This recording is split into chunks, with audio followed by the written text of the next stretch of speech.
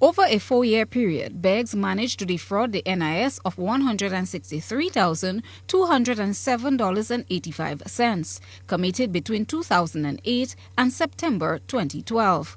The convicted man was a data clerk at the National Insurance Scheme. He served at the organization for over 10 years. Beggs was knobbed by members of the Financial Intelligence Unit, the FIU, of the Royal Grenada Police Force in December of 2012. Nearly 6 years later, Paula Guilford delivered her judgment just after 2 this afternoon. His attorney, George Prime, says a number of mitigating factors were taken into account, including his willingness to cooperate with authorities despite the severity of the crime committed. What the impact it would have not only on his family, but on his own well-being. So it is 9 out of 10, 99.999%, that he ain't getting no job again like that. So what is going to happen? The society, so this is what is meant by restorative justice, that you need to find ways in the mix, how you find we can assist, even if he has done wrong, even if he has breached a fundamental requirement in the eyes of his family and himself.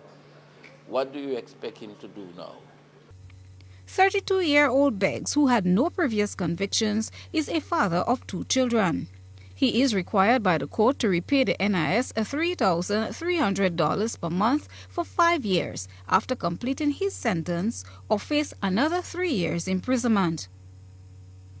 Prime says his office is in the process of reviewing the sentence with a view of finding grounds for an appeal.